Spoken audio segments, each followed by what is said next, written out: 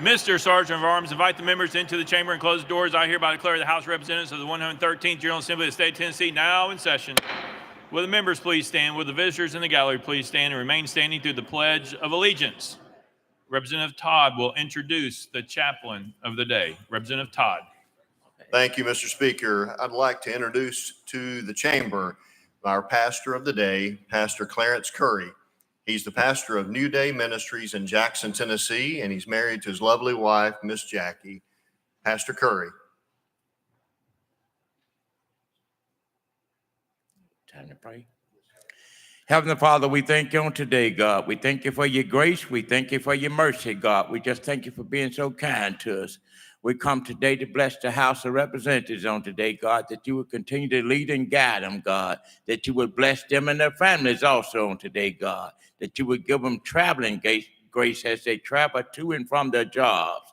God, in the name of Jesus, continue to bless them as they do their daily tasks here and keep on strengthening them like never before. In Jesus' name, we thank God and amen.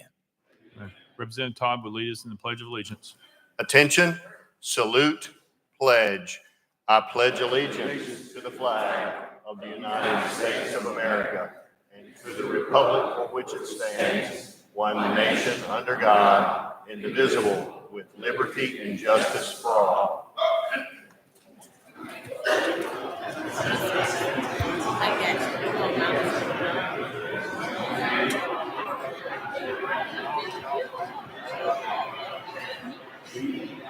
Ms. Clark, please take the roll. Roll call.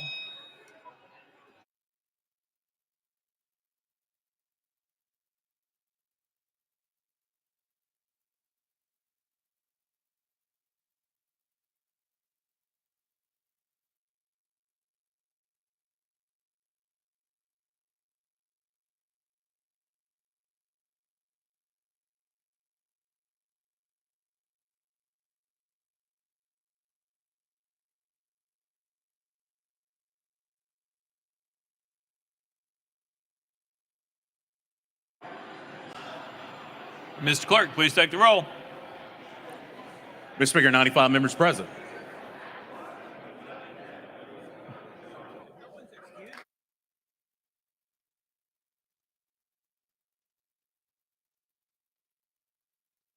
Very good. All right, next order, Ms. Clark. Welcoming and honoring. Leader Cochran, you're recognized in the well. Thank you, Mr. Speaker. I request that the Sergeant at Arms escort our guest into the chamber. Mr. Sergeant at Arms, please escort the guest to the well.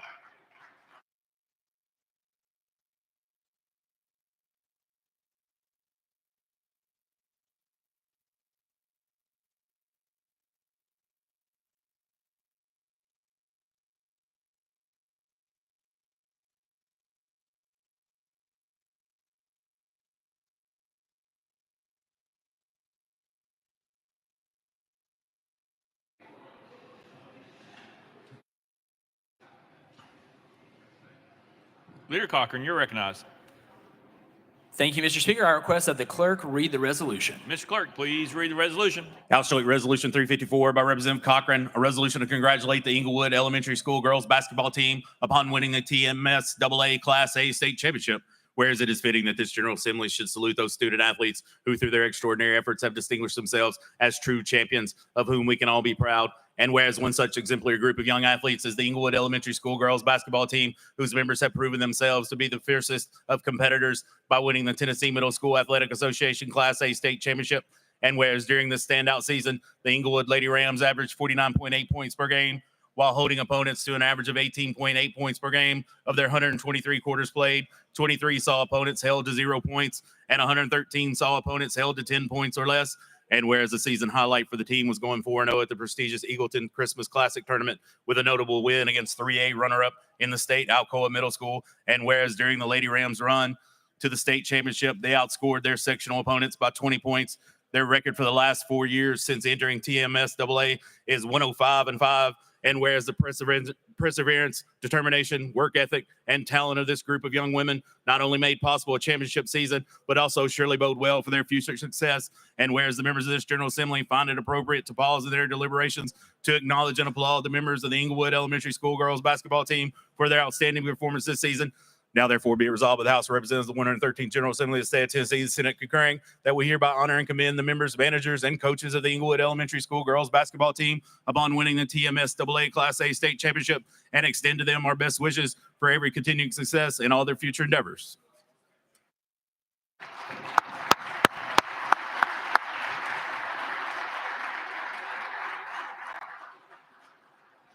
Leader Cochran, you're recognized.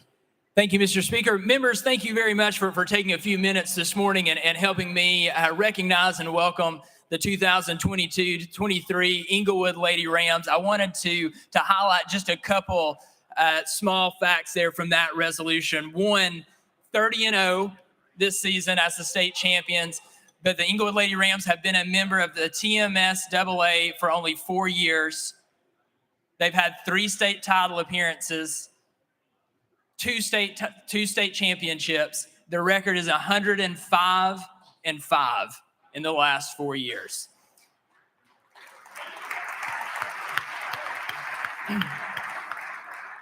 So ladies, I think that may be the definition of excellence and dominance. And so perhaps it's fate that we're one day removed from International Women's Day, but the ladies in Inglewood start achieving greatness at a very young age. And we just want you to know that your community is very proud of you. What you did is worth celebrating, and it's a big accomplishment. So your community is proud of you. Your county is proud of you. That the state of Tennessee is very happy to honor you as well.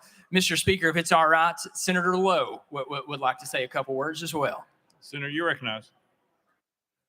Thank you, Mr. Speaker. It's an honor to cross the hall and see a lot of your faces. I'm proud of these girls. I'm proud of their teachers. I'm proud of their school. I'm proud of their families. If you get a chance to come to Inglewood, Tennessee, that's in McMinn County, you will be blessed. Good food, good people, good fellowship.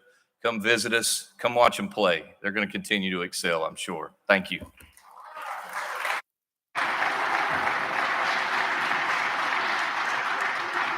Leader Cochran.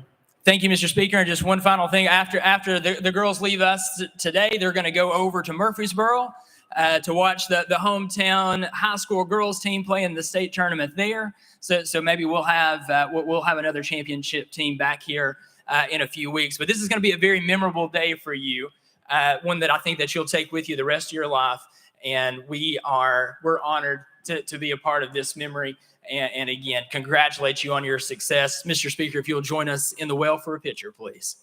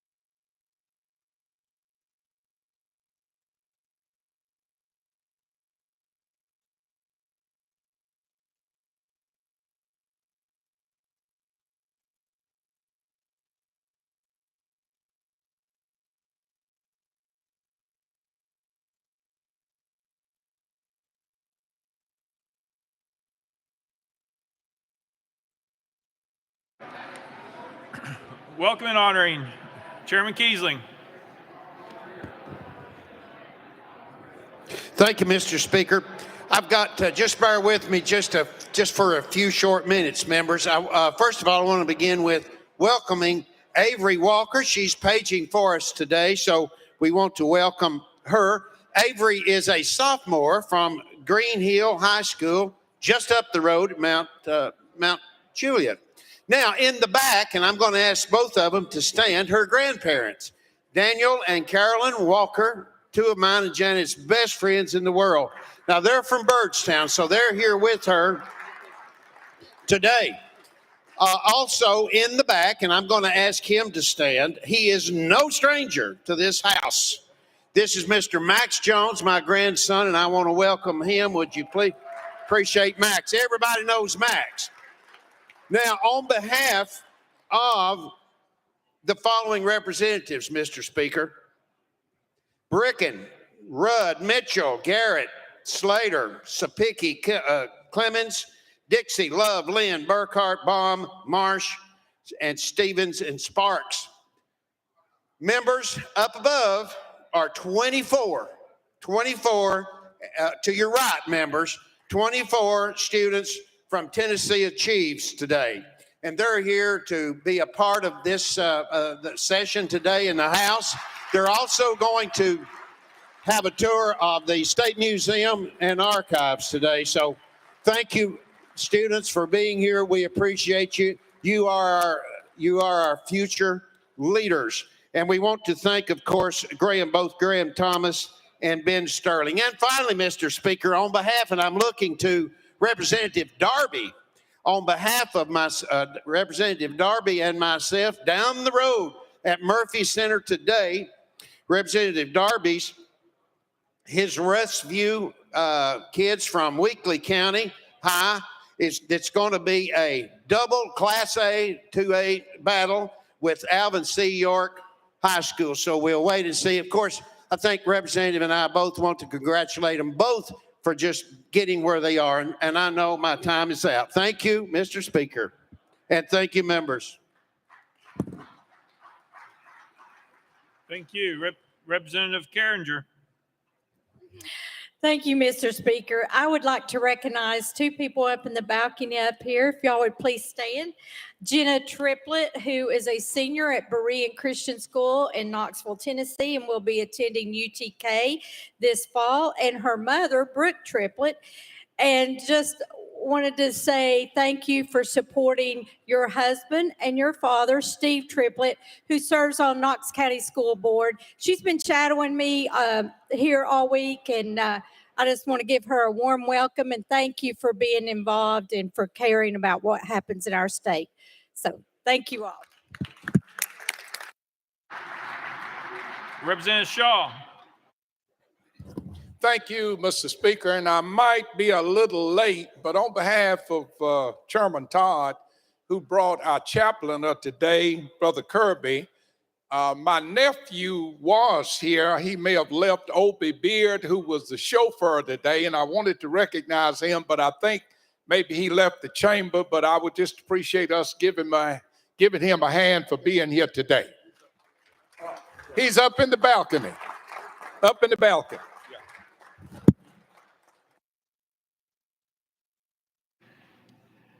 Deputy Speaker Johnson. Thank you, Mr. Speaker. First, Mr. Speaker, I have a guest with me today, Christina Gary, who is a senior at Clarksville High School. Would you please give her a warm welcome? And second, Mr. Speaker, on Monday, a resident of Clarksville, Tennessee, was killed on Clarksville Pike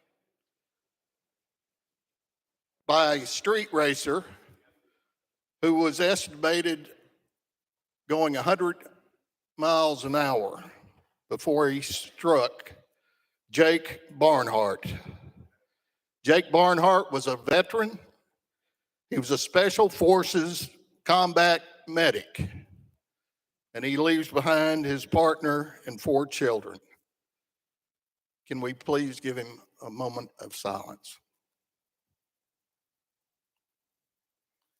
Thank you, Mr. Speaker, and if you would allow Representative Gillespie to say a few words. Representative Gillespie. Thank you, Mr. Speaker. I just wanted to take a moment also to just reemphasize the efforts that this body takes on prioritizing public safety. And I think, unfortunately, this is a very stark reminder of one of the duties that we have as a government body to keep people safe. And I just want to make that known. Thank you. Representative Sparks. Thank you, Speaker. Speaker, I want to honor our law enforcement and the great job they do to keep us safe. The young medic was 34 years old that left behind 4 kids. Tennessee ranks 9th for street racing in the nation. These deaths are occurring. It's getting worse. I'm calling on Police Chief John Drake, Memphis Police Chief Davis, THP Commissioner Jeff Long, THP Colonel Matt Perry, and this body to crack down on this. If we got to impound cars, take the cars. I'm going to yield to Representative Jason Powell on this.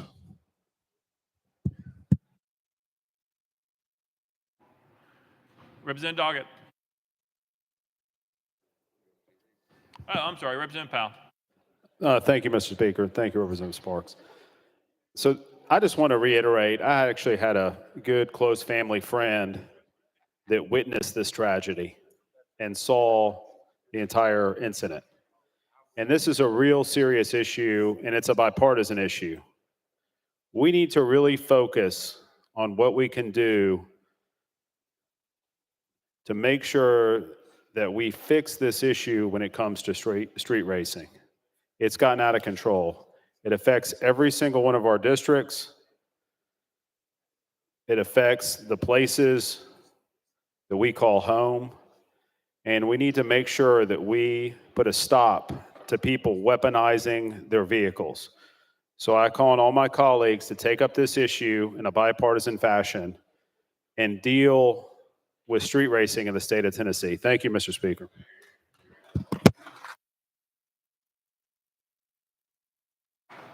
All right, Representative Doggett. Thank you, Mr. Speaker. Members, I have back with us the Hopkins boys working as pages today, Jonathan and Samuel. They're back here. Their mom, Julie, is up here in the gallery to our left. Will help me welcome them. Also, today is my oldest boy, Cole. He's with me. His 12th birthday is today, and I'm happy to report this is the 4th year in a row, Mr. Speaker, that he has not been grounded on his birthday. So please help me welcome Cole, Samuel, and Jonathan and Julie. Thank y'all.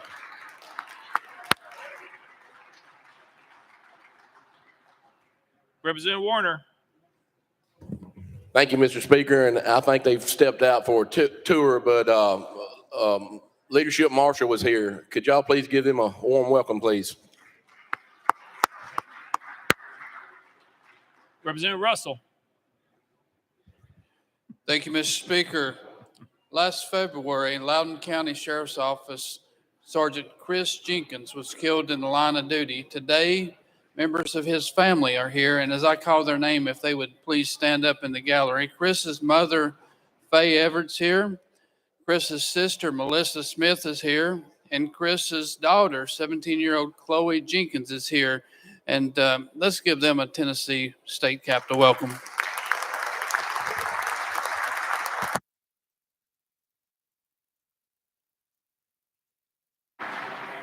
Representative Vaughn.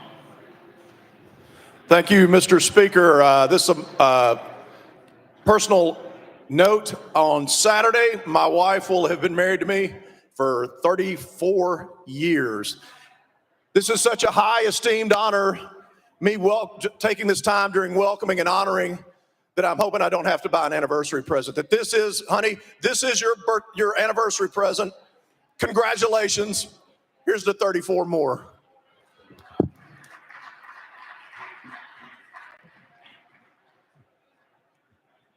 Leader Lambert. Mr. Speaker, I'm not real sure how to follow that, but I do have two. Members, if I can get your attention for just a moment here. This place works because of really good folks that are employed here for the great House of Representatives in the state of Tennessee, and they serve the people of this state admirably. And one such individual recently came to us just in the last 6 months is Nicole Esslinger. It is her birthday today. She's standing over there. Y'all give her a happy birthday.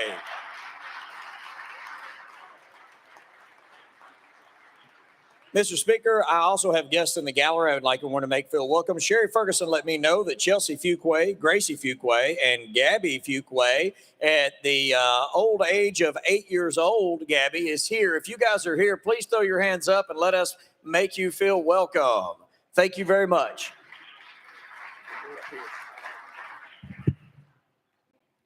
Representative Chisholm. Thank you, Mr. Speaker. I want to wish a happy birthday to the Dean of the General Assembly, one of my mentors, a role model to all of us, the great Larry Miller, ladies and gentlemen.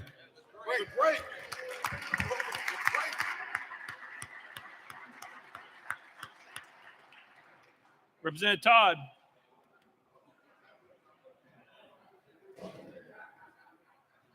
At Jernigan's desk.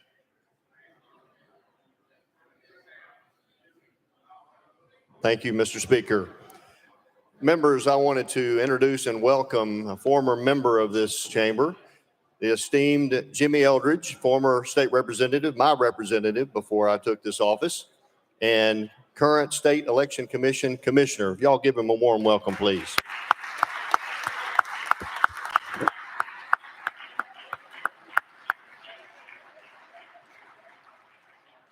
Speaker Pro Tem Marsh.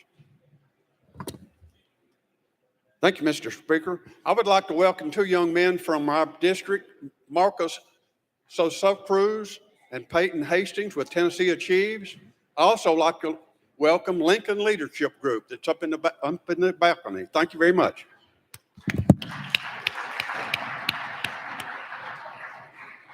Representative Kumar. Thank you, Mr. Speaker. I would like to join the call for safety measures on our highways. I encounter it every evening. There is just reckless racing on the highway as we are trying to get home.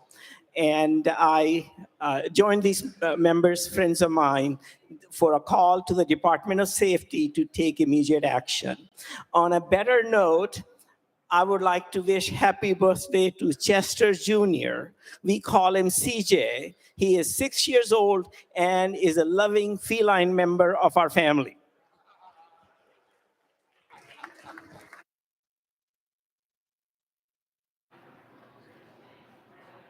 Representative Lynn. Thank you very much, Mr. Speaker. I want to wish my grandson, Benny, a very happy birthday. He is spring break. They're off having a big time, but Benny, happy birthday. I'll play the tape for you. Representative Hicks of Washington. Thank you, Mr. Speaker.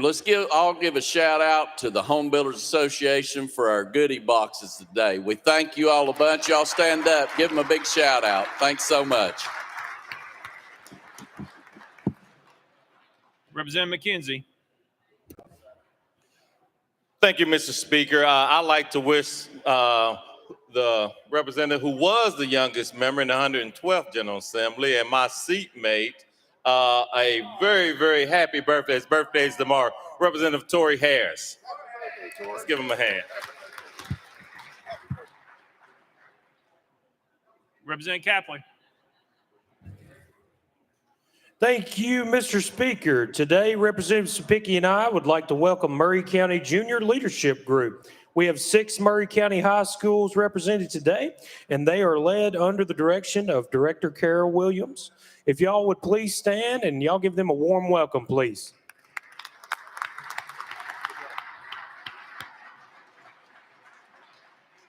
Representative Grills. Thank you, Mr. Speaker. You caught me talking to Chairman Williams there. I too, like Chairman Vaughn, have a wife that's lucky.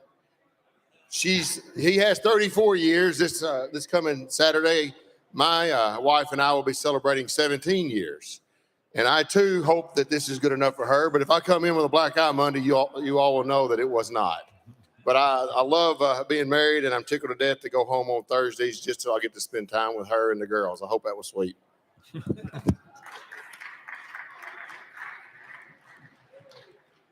Have I missed anyone? Representative Miller. Thank Thank you, Mr. Speaker. Mr. Speaker, I don't know if it's been mentioned, but a moment of silence for Mr. Ronald Terry, former chairman, CEO of First Tennessee Bank, one of the most successful bankers pretty much in Tennessee history. After serving in the United States Navy, Terry began working at First Tennessee, now known as First Horizon, as a management trainee in 1957. He would work for 38 years and did so much for the state of Tennessee in the banking industry. A moment of silence. Mr. Moran Terry. Thank you. Thank you. Welcome and honoring. Anyone else?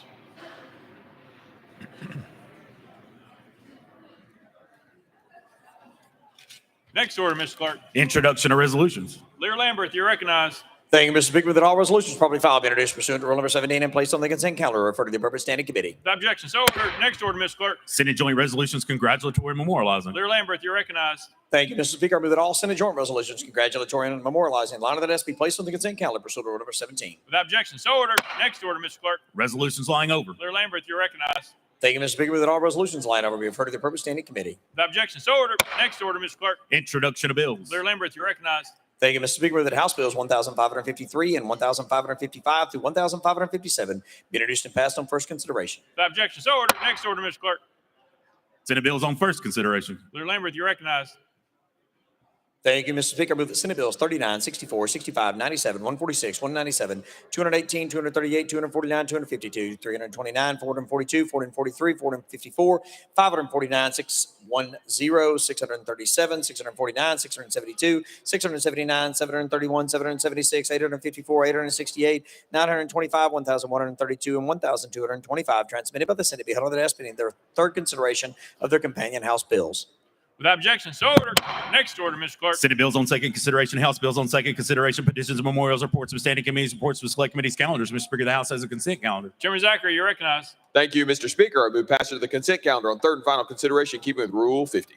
Gentlemen, moves passage of the consent calendar. Properly seconded. Mr. Clerk, any objections been filed?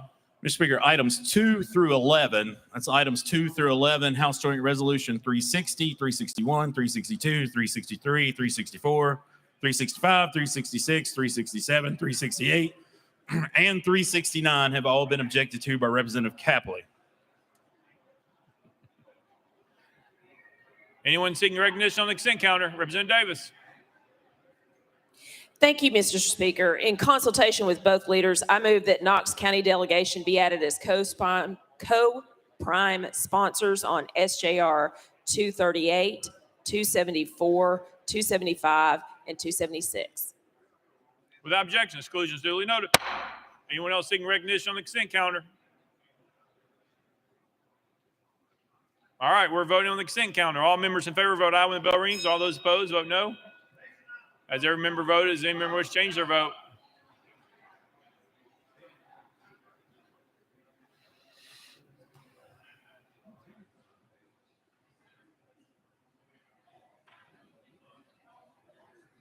Mr. Clerk, please take the vote. Ayes 98, no nays. Having received the constitutional majority, I declare the consent calendar passed by objection. The motion to reconsider is tabled. Next order, Mr. Clerk. Mr. Speaker, the House is a regular calendar. Call the first bill, Mr. Clerk. House Bill 353 by Chairman Russell, relative to transportation of loose items in open beds or trailers. Representative Russell, you're recognized.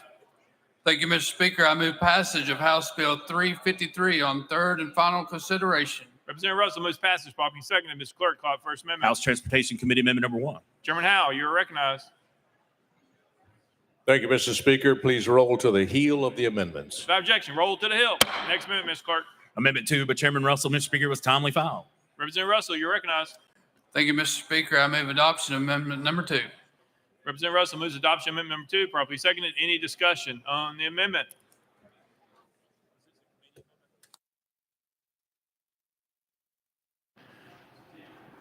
All right, we're voting on amendment number 2. We're on the board. All those in favor of adopting amendment number 2, vote aye when the bell rings. Those opposed, vote no.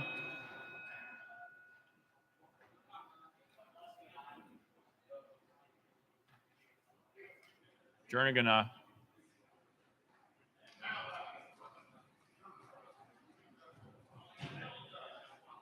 Mr. Clerk, please take the vote.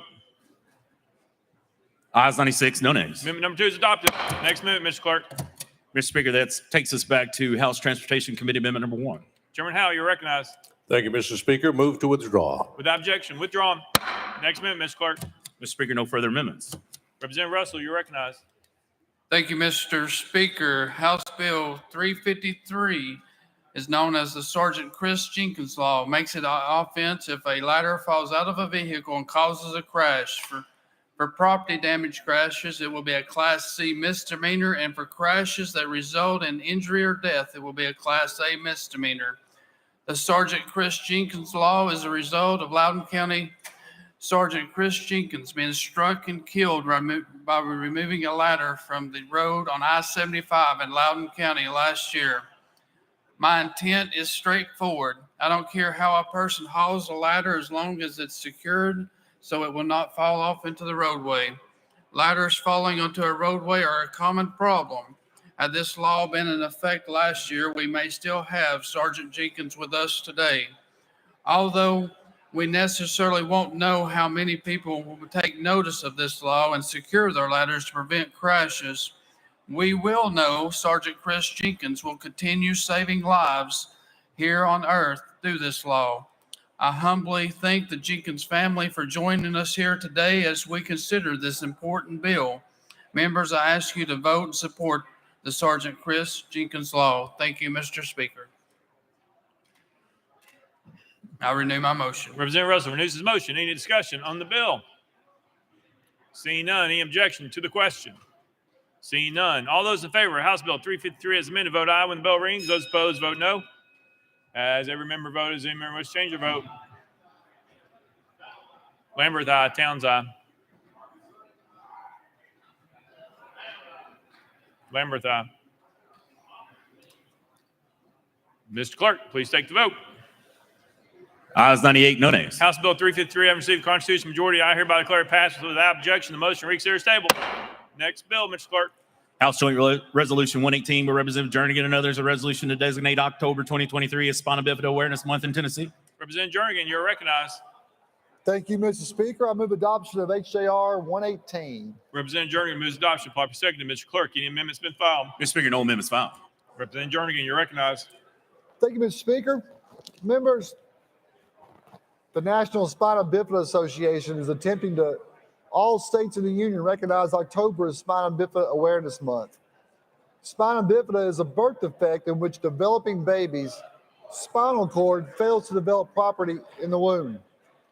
My constituent, Evan Espy, who is diagnosed with spina bifida, along with an estimated 2,542 individuals with spina bifida that reside in Tennessee, asked me to carry this resolution on their behalf. And I'm honored to do so. And Speaker, I'm happy to answer any questions. And I renew my motion. Representative Jernigan renews his motion. Any discussion on the bill? Seeing none, any objection to the question? Seeing none. All those in favor of House Joint Resolution 118, vote aye when the bell rings. Those opposed, vote no. As every member voted, does any member wish to change their vote? Zachary, aye. Rudd, aye. Mr. Clerk, please take the vote. Ayes 98, no nays. House Joint Resolution 118, having received a constitutional majority, I declare adopted without objection. The motion reeks is tabled. Call the next bill, Mr. Clerk. House Bill 636 by Representative Barrett and others relative to candidates, Mr. Speaker, was previously considered and reset for today's regular calendar. Representative Barrett, you're recognized. Thank you, Mr. Speaker. I move passage of House Bill 636 on third and final consideration. Representative Barrett moves passage. Properly seconded. Mr. Clerk, any amendments been filed? Mr. Speaker, no amendments filed. Representative Barrett, you're recognized. Thank you, Mr. Speaker. Members, I have brought House Bill 636 per our oath of office to correct a situation within the code that I believe to be injurious to the people, in that it lessens or abridges their rights and privileges by discouraging and/or limiting their ability to seek public office to represent their communities and serve their state. Current law establishes that the filing deadline for candidates who seek to run in the state primary is the same date as those who might run in an independent in the general election. The law also provides that after the filing deadline, our state parties can challenge and remove any candidate from their primary ballot. If the challenge is upheld, the effect is that the candidate is completely removed from the ballot and precluded from proceeding further. House Bill 636 would provide any candidate who is legally removed from a primary ballot through a state party challenge process 7 additional days after said removal to file a new petition to run in the general election as an independent candidate and remain on the general ballot. The state parties absolutely can and should control the primary ballots.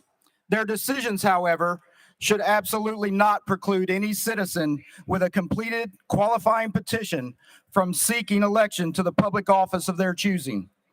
If the pandemic did anything, it brought a renewed focus on the individual rights and liberties afforded to the citizens by the constitutions of this state and this nation.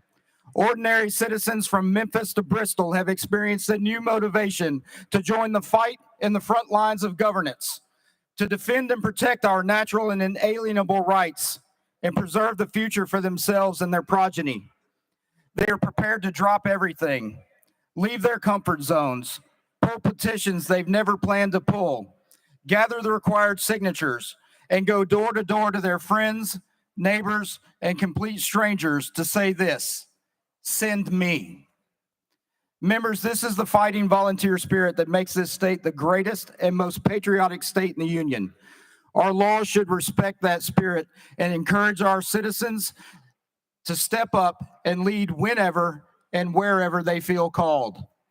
It is easy for us inside the bubble here on Capitol Hill to look at every issue through the lens of partisan politics. Occasionally, we lose sight of the fact that the vast majority of our citizens do not live their daily lives under that umbrella. They often look at the issues with a more personal and practical perspective. I submit to you today that the only questions that have been raised to me about this bill have been half-hearted concerns about unlikely political ramifications or hypothetical future outcomes. While I am committed as anyone to the platform and ideology of the party that I represent in this body, the oath that I swore on January 10th was to the people and the Constitution. Over the last several years, I've noticed a billboard along the side of I-40 on the drive to and from Knoxville. I can now say that there's a familiar face on that billboard, and below that familiar face is a slogan that has particular application to our vote on this bill. I hope we will all put people before politics and vote in favor of House Bill 636. Mr. Speaker, I renew my motion. Representative Barrett renews his motion. Any discussion on the bill? Representative Lynn. Thank you very much, Mr. Speaker. And Representative, thank you for the presentation of this bill. And I think your words make a lot of sense. So on its face, this bill seems logical, except that everyone who files to run for election under a party, they are aware or will very soon be made aware of the qualifications to run under the banner of that party. So they do have notice long before the filing deadline, and they can at any time decide, I won't run as that party, I will run as an independent. So they have that time. So what we're really doing is just giving them then, rolling the dice, and then they have an extra 7 days. I think it's incumbent upon every candidate to understand the rules before you run and or before the filing deadline, so that you can make the decisions you need to make so that you can be a candidate. So thank you very much. As I said, on its face, it seems logical, but when you think about it, people do have advance notice of the rules of the party. So thank you very much. Representative Barrett. Thank you for your comments. And respectfully, while they may have noticed that they're running for a party, sometimes the party bylaws are not always easy to find. They're certainly not listed on the Secretary of State's website, which show the requirements to file your petition and run. And more importantly, the decision that notifies these candidates whether or not they're going to be able to run on that primary ballot is not made until after the filing deadline. Representative Hardaway. Thank you, Speaker. Sponsor, can you read that introduction you did before? Representative Barrett. That was sarcasm, sir. Okay. Be Thank you, careful, Speaker. I suppose. Representative Barrett. Anything? Nope, we're good. Any further questions? Discussion? Any objection to calling the question? All right, seeing none, we are voting. All those in favor of House Bill 636, vote aye when the bell rings. Those opposed, vote no. Has every member voted? Does any member wish to change their vote?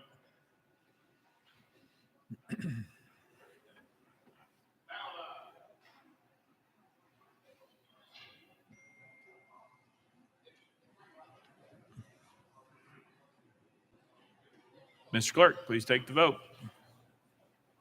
Aye, 63, 34 nays, 1 present, non-voting. House Bill 636, having received a constitutional majority, I hereby declare passed without objection. Motion to reconsider is tabled. Call up next bill, Mr. Clerk. House Bill 319 by Representative Gant and others relative to brownfields. Mr. Speaker, the Senate bill is on the desk. Representative Gant, you're recognized. Thank you, Mr. Speaker. Don't move as fast as I used to. Thank you, Mr. Speaker. I move to substitute and conform to Senate Bill 0271. Representative Gant moves to substitute and conform Senate Bill 271 without objection. So ordered. Representative Gant. Thank you, Mr. Speaker. I move passage of Senate Bill 0271 on third and final consideration. Representative Gant moves passage of Senate Bill 271 on third and final consideration. Probably second. Mr. Clerk, call First Amendment. Mr. Speaker, no amendments filed. Representative Gant, you are recognized. Good morning, Mr. Speaker, and good morning, members. Today I'm presenting House Bill 319, which is tagged as the Rural Brownfields Investment Act. You may recall Governor Lee stating in his State of the State his commitment to cleaning up brownfields across the state. For those of you who may not be familiar, a brownfield is any previously developed property that's not currently in use due to real and perceived environmental contamination. To paint a clearer picture, think of those old factories or gas stations in your districts, your communities that have sat as vacant eyesores for years and are now leading to blight and decreasing property values. This legislation aims to turn these properties into economic engines for your communities by providing technical and financial resources for investigation and cleanup and incentivizing redevelopment. This legislation will, one, establish the Tennessee Brownfield Redevelopment Area Grant.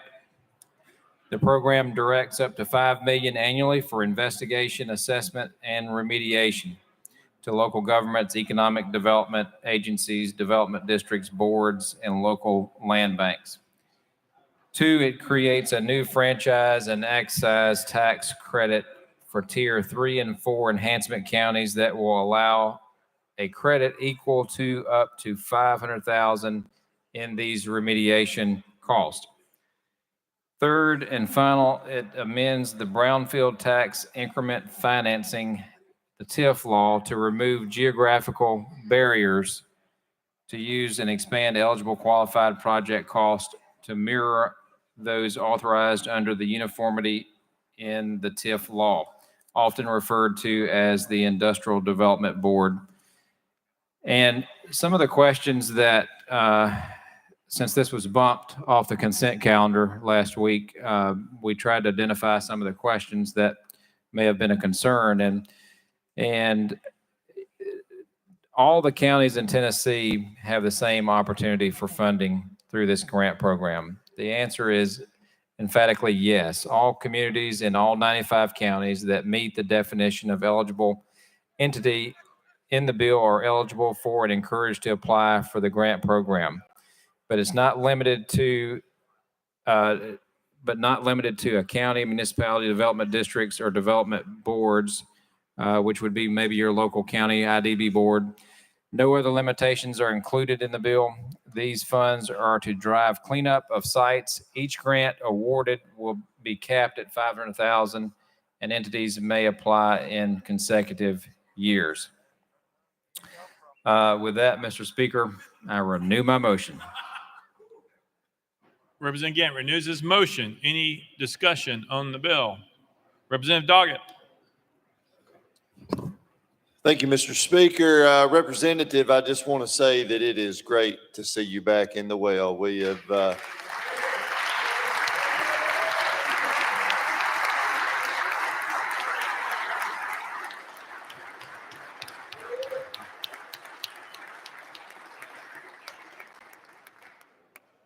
Representative Gant. Thank you, Mr. Speaker. Thank you, Representative Doggett. I said the first time I got back in the well, I owe it to God and your prayers. So thank you for that. Representative Doggett.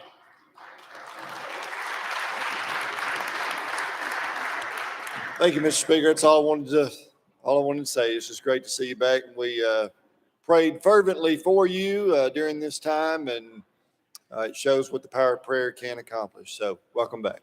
Thank you. Representative Hardaway. Thank you, Speaker, and welcome back to you, sir. Good to see you up there, all good, strong voice and ready to pass some good legislation. I couldn't quite understand the Industrial Development Board that you cited, some relevance to that.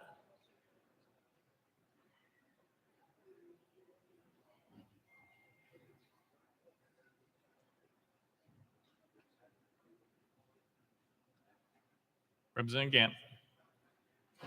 Thank you, Mr. Speaker.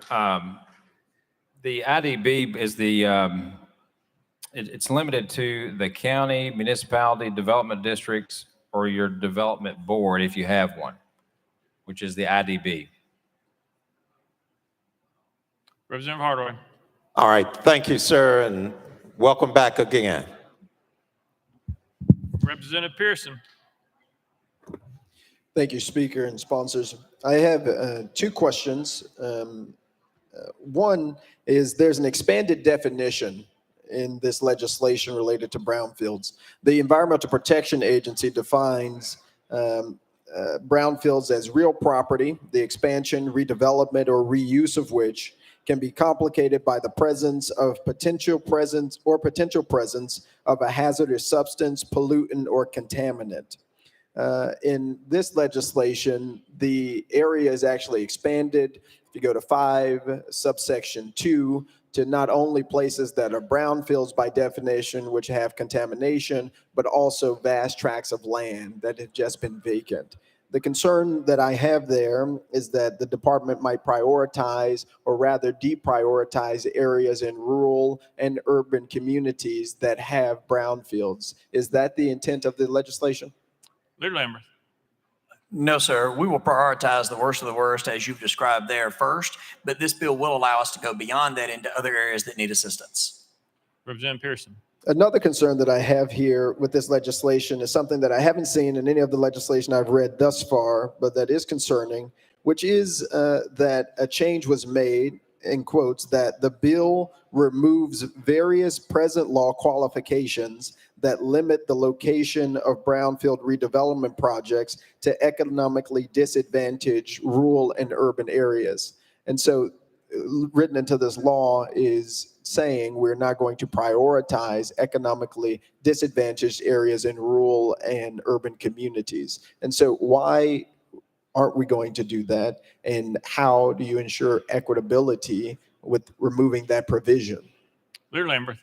So having that in there was restrictive as to where we could assist in different communities. We are definitely going to put a priority, and it should be that the first places we look at are those economically disadvantaged areas in rural and urban scenarios. And in those situations, once we have exhausted those needs, we can look into other areas, and I think that we should. I mean, there are needs from Mountain City to Memphis, and we want to make sure that we're just not restricted, but that definitely is going to be first priority, is to make sure that we cover those economically disadvantaged areas, because obviously they have a greater need and less of ability to be able to take care of these issues themselves. Representative Pearson.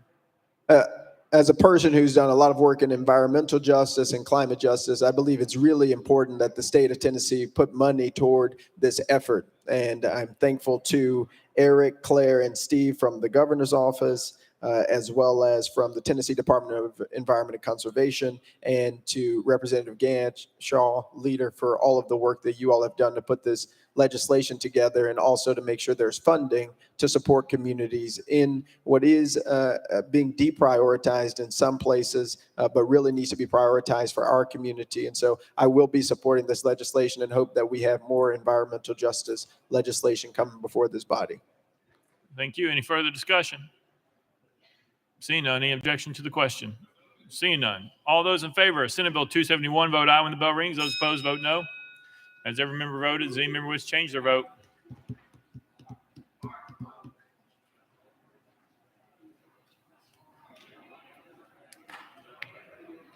Mr. Clerk, please take the vote. Ayes 99, no nays. Senate Bill 271, having received the constitutional majority, I hereby declare it passed without objection. The motion to reconsider is tabled.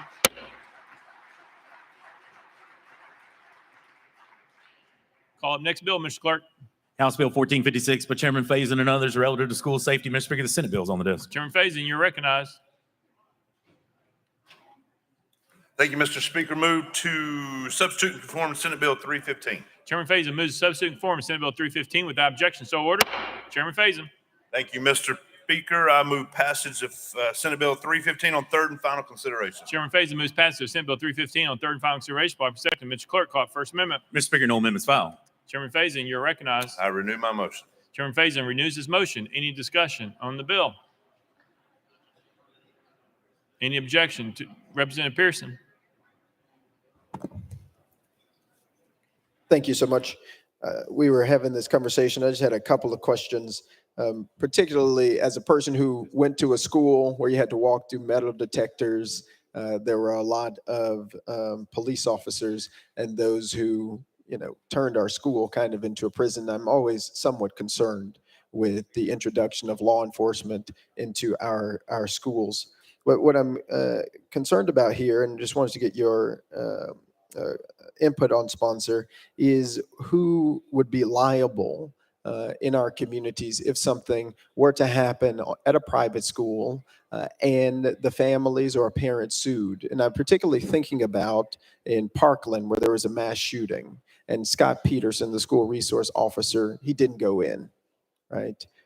If we find ourselves in that situation in the state of Tennessee, we, through adoption of some of this legislation, are assenting to private schools working with the local law enforcement officers or agencies to be able to go into contract with one another. And if that contract isn't explicit about who's liable, I fear that the general public will be liable if a terrible incident happens, that law enforcement bodies get sued, and then the public is going to be paying that bill who aren't benefiting from the private school. How do we prevent that? Chairman Faison. Thank you, Mr. Speaker. In this bill, this bill makes it to where the school has to provide the insurance and liability while the officer is working at the school. Representative Pearson. Thank you for that clarification. I didn't see that in the legislation. Is that an amendment or something, sponsor? Chairman Faison. Yes. Representative Pearson. Where can I find the amendment? Chairman Faison. I'm sorry, I didn't. Representative Pearson. It has been amended that the liability would be on the private school, not on the local law enforcement. Chairman Is that Faison. correct? According to the MOU that this stands up, legal tells me that the onus will be on the private institution that is contracting with the local law enforcement. Representative Pearson. Gotcha. That is helpful to know. I'm saying, is that a part of this legislation? Is that an amendment? Is that something we know for certain here? Chairman Or is- Faison. That's part of current law when you set up an MOU with a private entity and a public service. Representative Pearson. Okay. Thank you for that question. I'll probably come to you to see the amendment because I believe that is really important, that the public doesn't end up paying for a potential failure at one of these private schools. And I reaffirm that I'm against having school resource officers and turning our schools into prisons, that it is important that the culpability doesn't end up on the public when this is a private institution, particularly when these officers are going to be using public dollars and public cars to be at these places. Thank you. Thank you. Any further discussion? Seeing none, any objection to the question? Seeing none. All those in favor of Senate Bill 315, vote aye when the bell rings. Those opposed, vote no. Has every member voted? Does any member wish to change their vote? Campbell, aye.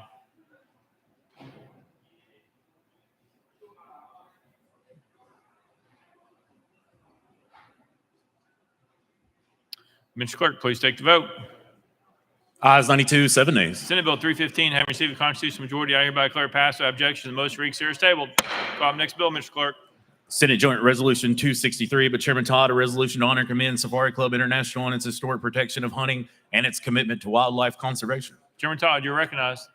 Thank you, Mr. Speaker. I move to concur in Senate Joint Resolution 263. Chairman Todd moves to concur in Senate Joint Resolution 263. Properly seconded. Mr. Clerk, call it first amendment. Mr. Speaker, no amendments filed. Chairman Todd, you're recognized. Thank you, Mr. Speaker. I renew my motion. Chairman Todd renews his motion. Any discussion on the bill? Representative Pearson. Thank you, Speaker. Sponsor, why do you want to recognize Safari Club International? Chairman Todd. Thank you, Mr. Speaker. As a member of the Safari Club International, I'd like for the membership to know that the Music City chapter of Safari Club International hosts 15 disabled veterans at Fall Creek Falls every December for a 2-day hunt to help control the deer herd at the golf course, which does quite a bit of damage. The warriors have room, board, and guides, all donated courtesy of the chapter. Also, we have donated more than $20,000 to aid in the elk restoration project at the Sunquist Wildlife Management Area. Hunters pay a tax, which is on all firearms, ammo, fishing equipment, etc., which provides Pittman-Robertson funds to wildlife agencies across the United States. This money has been used for our agency to purchase acreage for public hunting. Safari Club International members carry a blue tag on many of their hunting trips containing school supplies, soccer balls, etc., which are donated to local village schools. And annually, a disabled hunter is selected based on his community involvement, given an all-expense-paid trip to New Zealand for a hunting trip. In addition, Bass Pro gives that hunter a $500 gift card. Our SCI Foundation has given numerous grants to state wildlife agencies for predator and prey studies. To date, our foundation has donated more than $80 million to conservation projects in the USA and worldwide. Recently, as many of you know, Safari Club International held their annual convention here in Nashville, Tennessee for the first time. It's been held in Nevada for many, many years. They let me know that their attendance increased by 50% when they came to Nashville. So they have booked several years out and probably will continue to have it in Nashville every year, except for one that was already booked. They don't have a facility except the Music City Center big enough to hold them.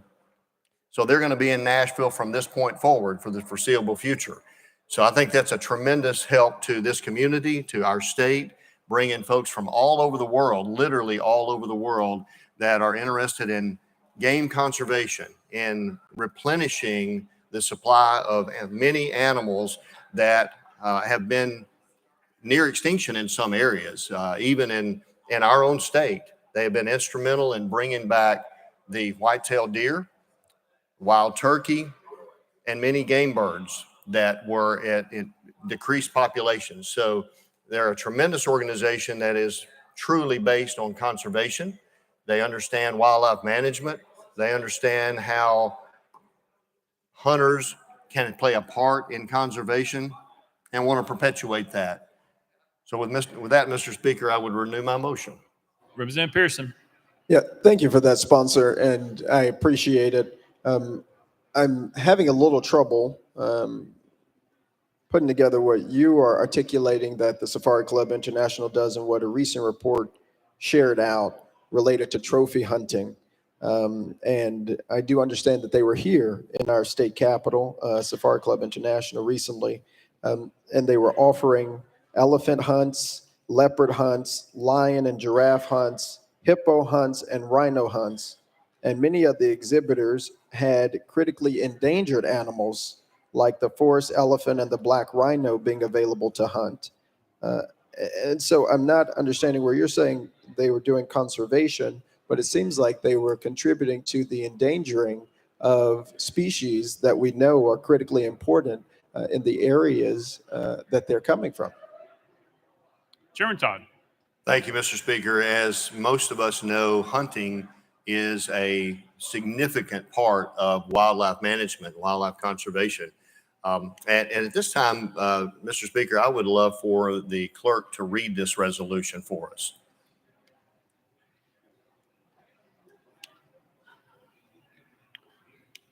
Mr. Clerk. A resolution to honor and commend Safari Club International and its historic protection of hunting and its commitment to wildlife conservation. Whereas it is fitting that the members of this General Assembly recognize those exemplary organizations who promote and protect the time-honored tradition of hunting, and whereas one such commendable organization is Safari Club International, which recently celebrated its 50th anniversary of protecting the freedom to hunt and to promote wildlife conservation worldwide, and whereas since its founding in 1970, Safari Club International has grown to be the leader in educating and influencing elected officials and policy decision makers on the essential role of hunting and science-based management of wildlife and habitat.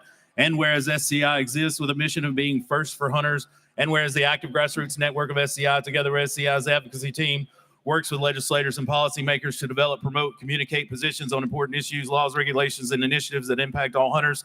And whereas SCI is a member-driven organization with over 50,000 members in 200 chapters representing all 50 U.S. states and 106 other countries, is the voice for hunters at the international, federal, state, and local levels. And whereas SCI's government affairs expert, legal counsel, and communication specialists work hand in hand with wildlife biologists from their sister organizations, the Safari Club International Foundation, to champion ethical, regulated, and science-based hunting regardless of species, location, or method of take. And whereas since 2000, SCIF has spent over $80 million towards science-based, research-driven solutions to real problems facing wildlife conservation and sustainable use of wildlife resources, with primary focus on wildlife conservation, outdoor education, and humanitarian service programs. And whereas for the first time in its history, SCI has chosen Nashville as the location of its annual convention, the Ultimate Sportsman's Marketplace, where members from around the globe convene to celebrate and advance the future of hunting. Now therefore be it resolved by the Senate of the 113th General Assembly of the State of Tennessee, the House of Representatives concurring, that we recognize and commend Safari Club International and its staff, chapters, and members for their unparalleled commitment to protecting the freedom to hunt and promoting wildlife conservation worldwide.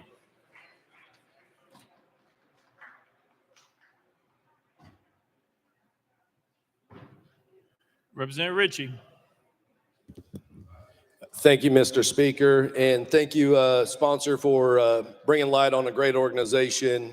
The number one funding that comes for conservation efforts, not just here in America, but across the planet, are hunters and the fees that go out towards going to these communities to stimulate their economy, feed their local individuals. So I just want to thank you personally for standing up there and presenting a worthy resolution to honor a great institution that was just here recently. Thank you, sir.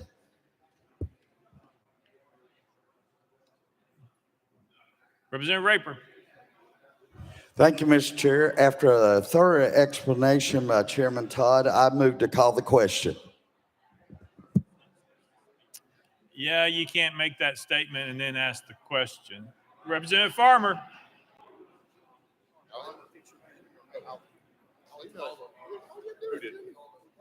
I thought I saw your hand. Representative Butler. Thank you, Mr. Speaker. Call for question. Previous question's been called. Any objection? We're voting on previous question. All those in favor vote aye when the bell rings. Those opposed vote no. Has every member voted? Does any member wish to change their vote? Alexander, aye. Eldridge, aye. Ms. Clerk, please take the vote. Ayes 81, 15 nays.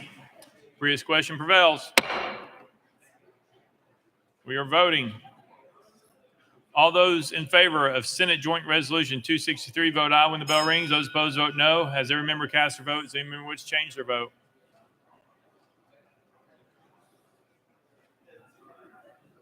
Barrett, aye. Ms. Clerk, please take the vote.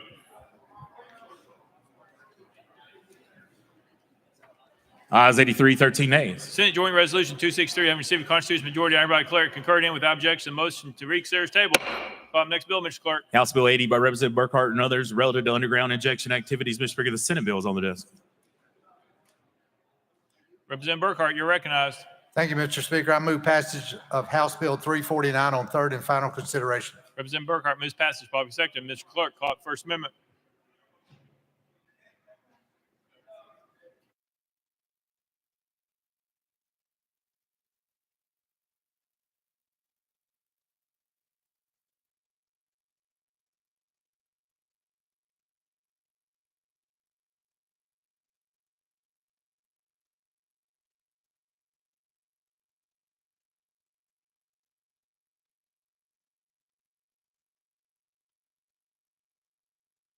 All right, let's rewind just a tad bit. Let's give this a shot. Representative Hale, you're recognized. Thank you, Mr. Speaker. I move to substitute and conform to Senate Bill 261. Representative Hale moves substitute and conform Senate Bill 261 without objection. So ordered. Representative Hale. Thank you. I move passage.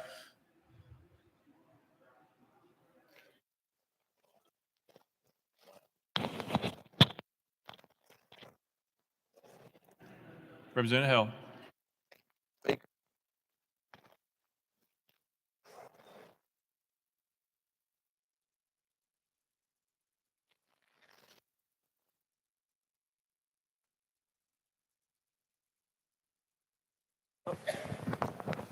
me switch out next.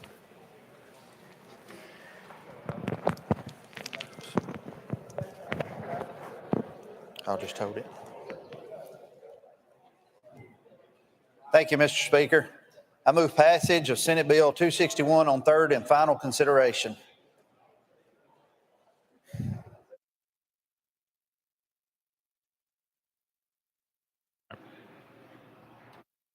Representative Hale moves passage of Senate Bill 261 on third and final consideration. Probably second. Mr. Clerk, call up First Amendment. Mr. Speaker, no amendments filed. Representative Hale, you're recognized. Thank you, Mr. Speaker. House Bill 80 simply removes an unnecessary and redundant administrative requirement and fee for both the regulated community and TDEC related to Class 5 underground injection control activities. These activities have minimal environmental impact and primarily include stormwater diversion to sinkholes and sewage activities such as large drip or septic systems. This legislation will not change any of the regulations that are protective of water quality or diminish responsibility of the UIC owner to maintain compliance with the rule. I renew my motion. Representative Hale renews his motion. Any discussion on the bill? Representative Campbell. Thank you, Mr. Speaker. Representative Hale, is it correct that this is your very first bill on the floor of the Tennessee House of Representatives? Representative Hale. Thank you, Mr. Speaker. That would be correct, sir. Representative Campbell. Thank you, Mr. Speaker. Well, congratulations, first of all. And I'm certain that my colleagues will consider voting for or against your bill. Now, I'm a little bit concerned about a couple of things. I don't know why you chose to have such a short bill. It's only 13 words, new words, 13. I mean, maybe you could come up with one longer bill next time. Would be something to consider. Enough about the shortness of the bill. I see that your bill deals with underground injection activities. Is that correct? Representative Hale. Thank you, Mr. Speaker. Yes, sir. Representative Campbell. Sir, considering your true career outside of here, what in the world are we injecting? Representative Hale. All right, we'll pass. Representative Campbell. I guess we'll just leave it there. And I had a whole plan to talk with you, but due to some sensitivities, I'm not going to. I want you to remember whether this bill passes or fails. Please forgive me, but I have to say one thing. Any day above ground is a good one.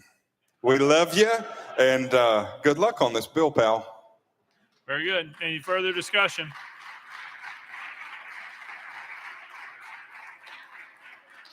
Representative Pearson. Thank you, Speaker. Sponsor, why do we want to remove further protections as it relates to water pollution? And knowing what we do know, which is things change, rules change, that at least a 5-year mark gives some protection for all of us.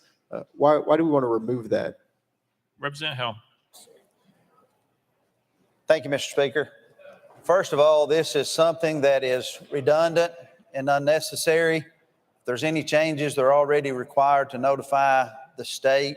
So why have to notify the state when there's no change has been made? So it's just unnecessary and redundant.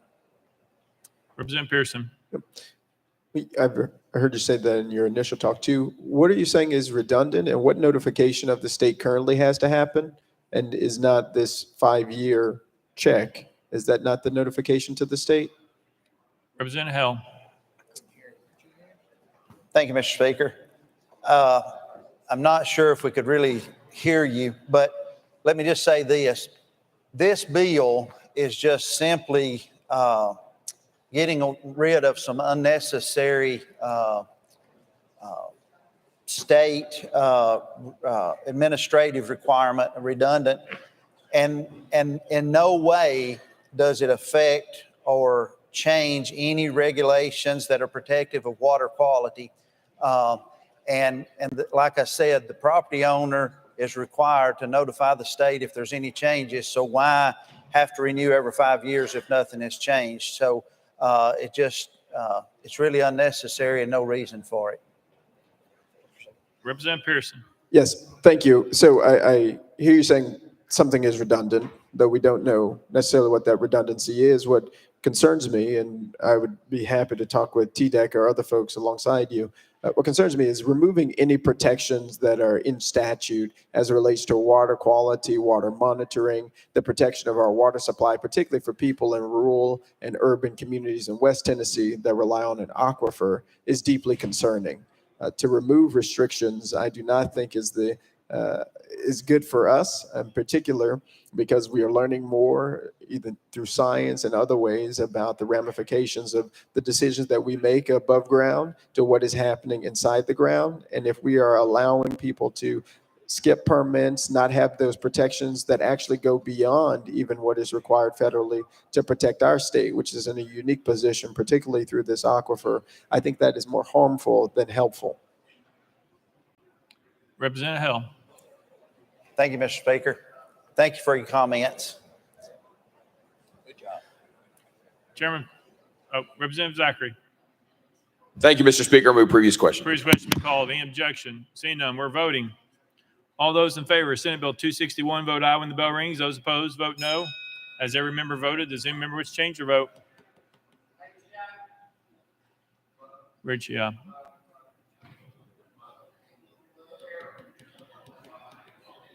Leatherwood, aye. Please let the journal reflect Representative Travis is excused. Mr. Clerk, please take a vote.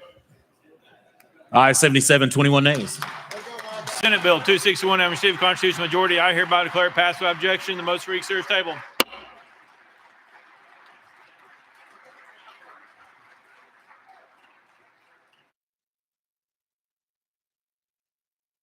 Call up next bill, Mr. Clerk. House Bill 349 by Representative Burkhart, relative to registered agents. Mr. Speaker, the Senate bill is on the desk.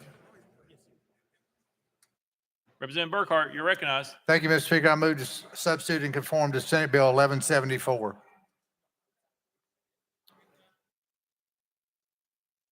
Representative Burkhart moves passage, probably second. Sorry, my bad. Representative Burkhart moves substitute and conform Senate Bill 1174, probably second with objection so ordered. Representative Burkhart. Thank you, Mr. Speaker. I move passage of Senate Bill 1174 on third and final consideration.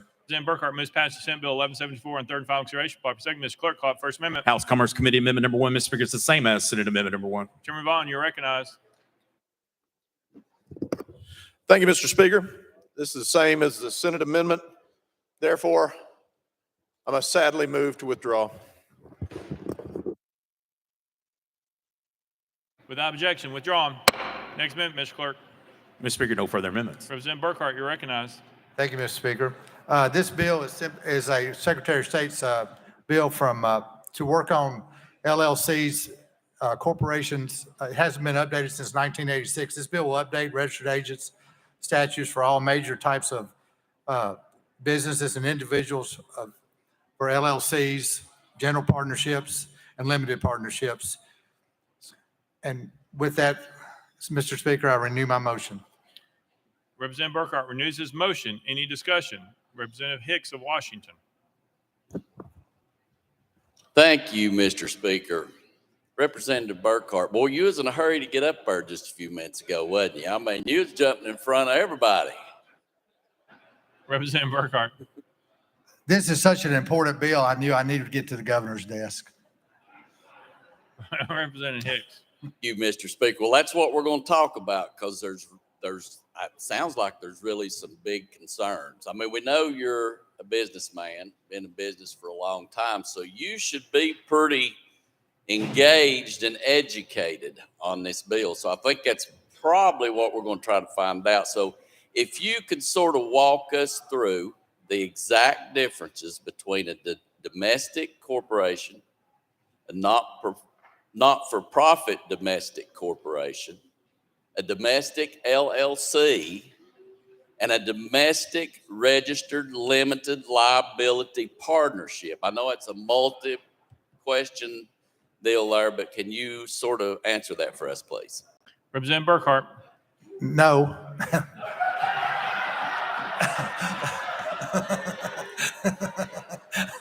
Representative Hicks. Thank you, Mr. Speaker. Well, looking at your committees, I mean, commerce, local government, transportation, business and utilities. I mean, we figured so maybe you can help us out with these next questions, okay?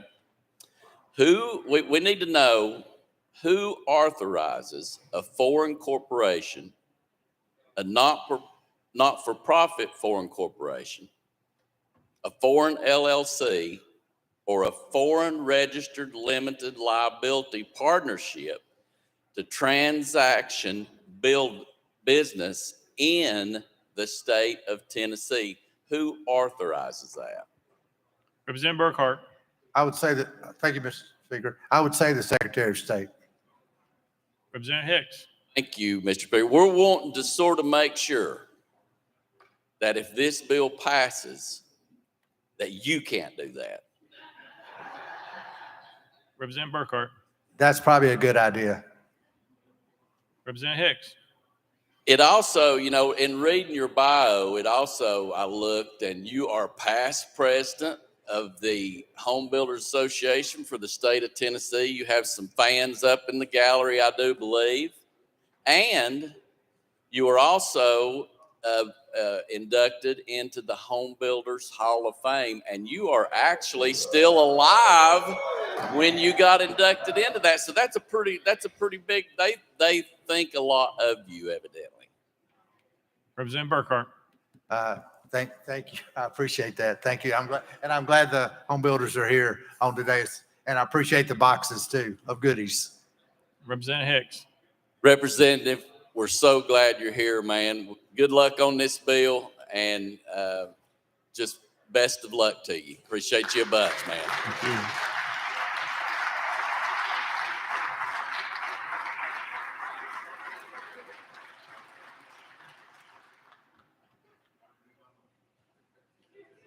Representative Burkhart. Thank you, Mr. Speaker. I renew my motion. Any further discussion? Seeing none, any objection to the question? Seeing none, we are voting. All those in favor of Senate Bill 1174 as amended, vote aye when the bell rings. Those opposed, vote no. As every member voted, does any member wish to change their vote?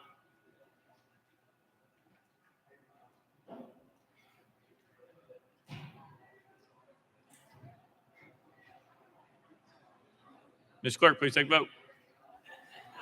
Ayes 96, no nays. Senate Bill 1174 having received a constitutional majority, I hereby declare passed without objection. The motion reconsider is tabled.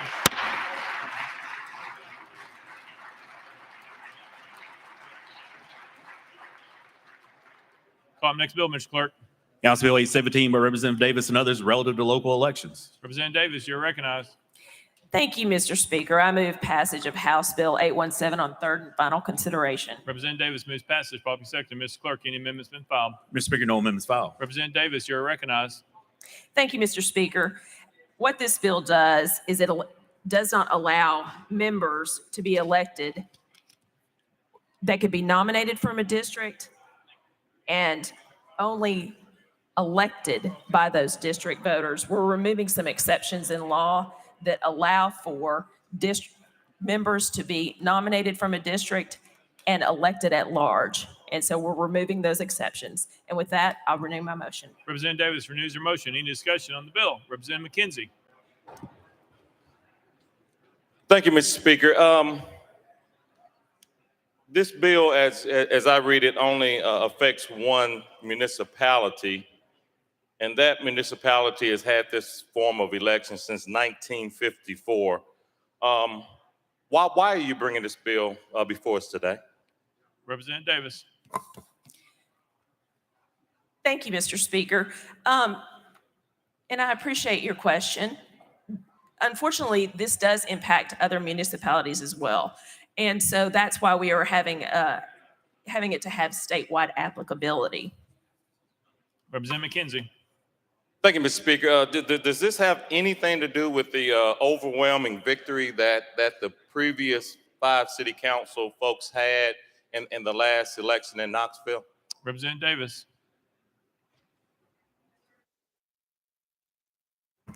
Thank you, Mr. Chairman. No, sir, this has to do with voters being disenfranchised.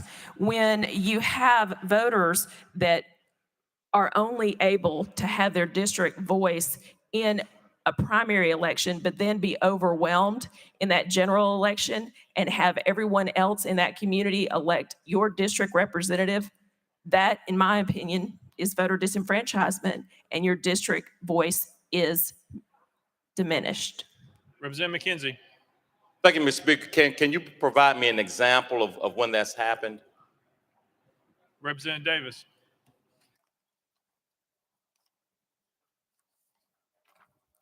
Thank you, Mr. Speaker. In November of 2009, just as an example, District 3, one gentleman was the district choice, but then went to lose in that citywide vote. In November of 2017, in District 3, using the same district as an example, the gentleman that was the district's choice lost in that citywide election. In November of 2021, in District 3, the person who was the top vote getter in the primary that was the district's choice lost in that general district-wide vote. So the district voice in the primary, the person that the district had selected as the top vote getter, went on to lose in the general election because the entire city then overwhelmed that district voice.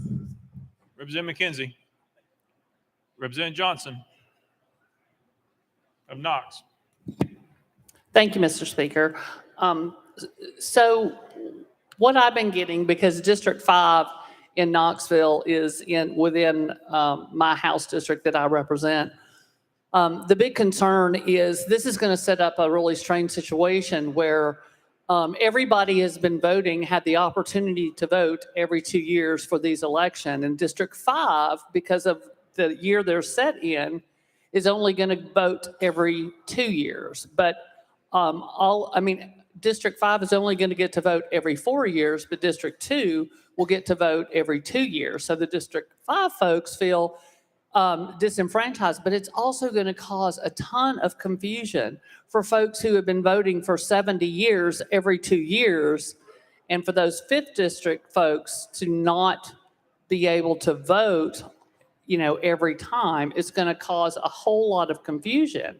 And I feel like there's a problem that this should be a local decision to change. I see it as disenfranchisement, as those 5th District voters being the only group that has to wait for 4 years to vote. Representative Davis. Thank you, Mr. Chairman. This is very similar to if I'm running as a district representative in my primary, and then the entire state of Tennessee voting for me in that general election. So then my district, their voice would not be heard nor represented. This bill, what this does is it goes back to the original language of the statute, which the majority of our state falls under.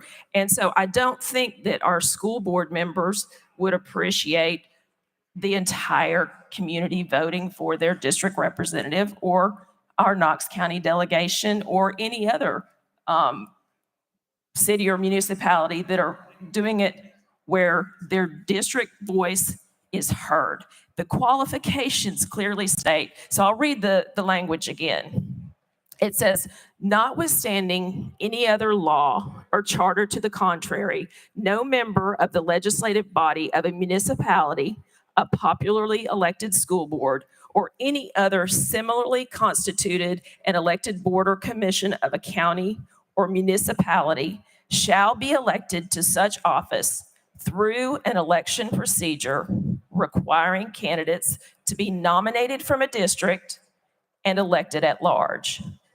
But such members shall be elected from districts as established by the appropriate county or municipality. So what we're trying to do is ensure that if you qualify to run as a district representative, that those voters in that district choose their representation. And we want to ensure that those voters are enfranchised. Representative Johnson. Thank you. But this is not coming from the people. Talked to thousands of people in that district and my district over the last year, and no one is asking for this. They like I understand your comment to statewide, that's a little bit different, but we're talking about a very tight, well-connected city. It's not quite the same thing as statewide. And it's brought sort of a collegiality between the districts, and it lends to a council that really relies on each other and works really well together. And so the fact that no one in our city is asking for this, or there's certainly been no call that I have heard except from up here, shouldn't we let the locals decide that? And also, hasn't this bill been general subbed in the Senate? Representative Davis. Thank you, Mr. Chairman. In terms of the voice of the community, that still will be even more recognized and more amplified when you have a district representative that is chosen by that district.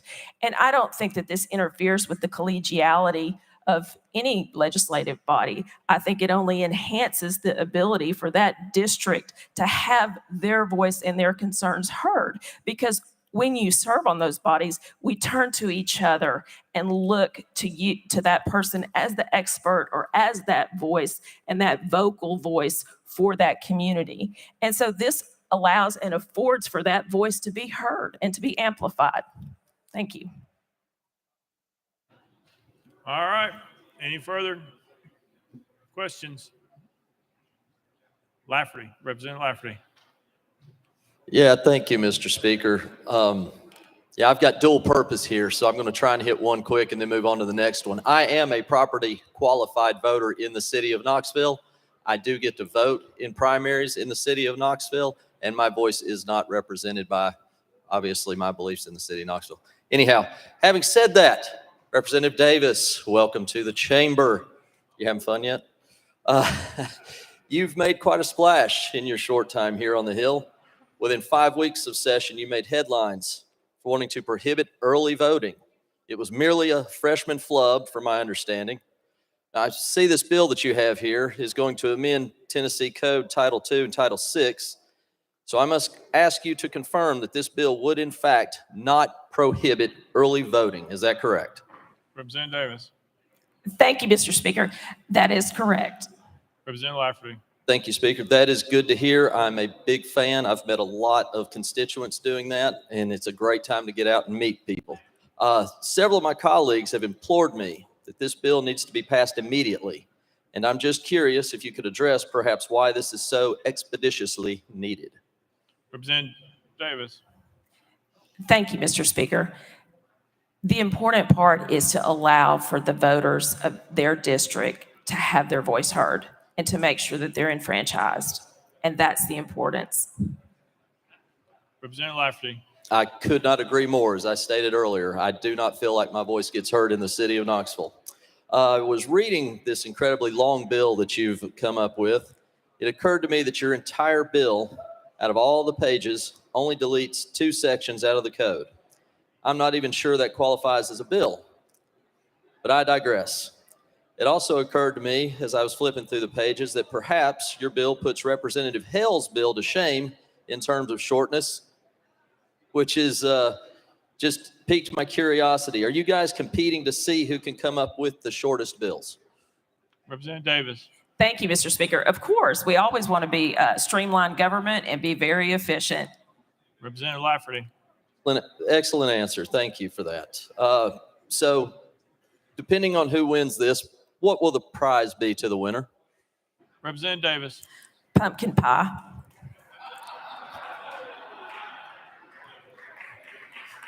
Representative Lafferty. Very well done. Congratulations on your first trip to the well and welcome to the chamber. Very good.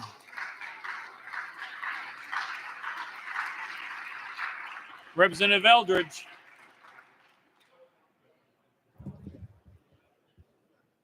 Mr. Speaker, I move previous question. Previous question's been called. Any objection? Seeing none, we are voting. All those in favor of House Bill 817, vote aye when the bell rings. Those opposed, vote no. Has every member voted? Does any member wish to change their vote?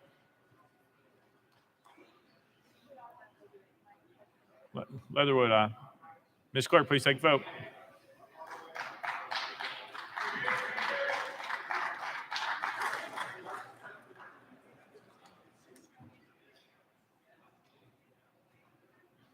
Aye, 73, 20 nays. House Bill 817 having received constitutional majority, I hereby declare passed without objection. The most rigged series table. Next bill, Mr. Clark. Mr. Speaker, that completes the regular calendar. Next order, Mr. Clark. Unfinished business. Unfinished business. Chairman Clemens, you're recognized. Thank you, Mr. Speaker. I move to recall House Joint Resolution 352 from the Senate. You've heard the motion. Any objection? Without objection, so ordered. Representative Wright. Thank you, Mr. Speaker. Move to recall House Joint Resolution 330 from the Senate. You've heard the motion. Any objections? Without objection, so ordered. Representative Capley, you're recognized. Thank you, Mr. Speaker. I move to withdraw HJRs 360 to 369 from the committee and the House. You've heard the motion. Any objection? Without objection, so ordered.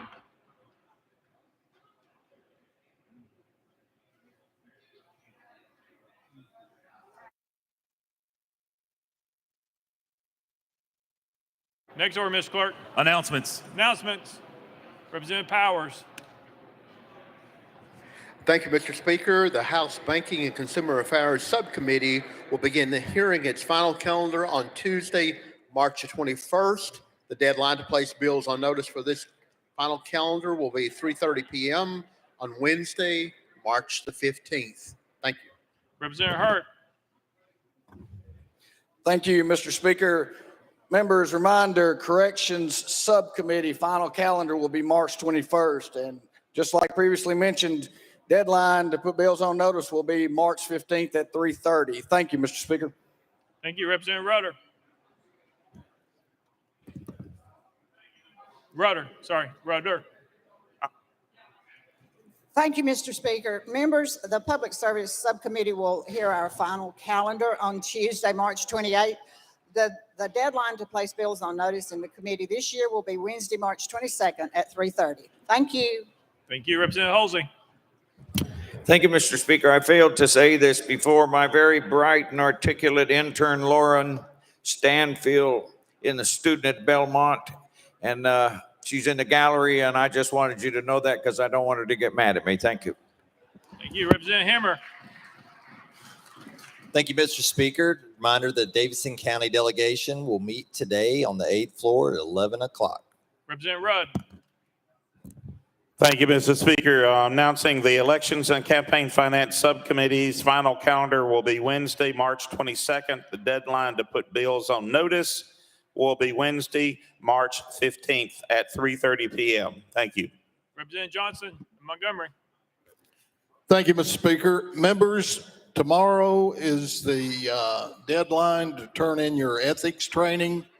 If you have any questions, please talk to Mr. Himes, Doug Himes. Doug, there you go. That's Doug if you're not familiar with who Doug is. So thank you, Mr. Speaker. Representative Williams. Thank you, Mr. Speaker. I was hoping to follow the great chair lady, but the Appropriations Subcommittee, for those members who are on that subcommittee, will be meeting Monday, March 13th at noon in House Hearing Room 1. The discussion will be surrounding higher education. We want to make sure that you're going to be there. You will receive a primer prior to the meeting. Thank you. Bye-bye. Representative Boyd. Thank you, Mr. Speaker. The House Business and Utility Subcommittee will be hearing its final calendar on Tuesday, March the 21st. The deadline to place bills on notice for this final calendar will be 3:30 p.m. on Wednesday, March the 15th. Thank you, Mr. Speaker. Thank you. Representative Hazelwood. Thank you, Mr. Speaker. This is just a reminder that the appropriations amendments can be filed in my office, that's Suite 606, until Monday, March 13th at 5 o'clock. So Monday, 5 o'clock is the deadline, but I'd really recommend that everybody get their amendments to legal services tomorrow so that they can get those amendments written up for you. So again, the deadline is Monday at 5. Thank you. Thank you. Representative Haston. Thank you, Mr. Speaker. The K-12 Subcommittee will begin hearing final calendar Tuesday, March 21st. The deadline to put bills on notice in K-12 is Wednesday, March 15th at 3:30 p.m. Next order, Mr. Clerk. Roll call. Roll call.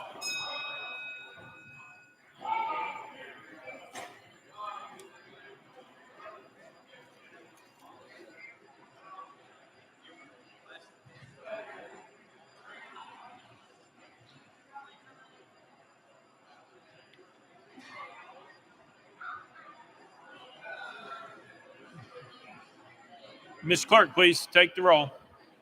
Mr. Speaker, 96 members present. Next order, Mr. Clerk. That completes the regular order, Mr. Lear Speaker. Cochran, you're recognized. Thank you, Mr. Speaker. Pursuant to SJR 298, I move that the House stand in a brief recess to join the Senate in joint convention, at the conclusion of which the House recess until 5 p.m. on Monday, March 13th, 2023. Without objection, the House stands in recess till 5 p.m. on Monday, March 13th, 2023. I got it.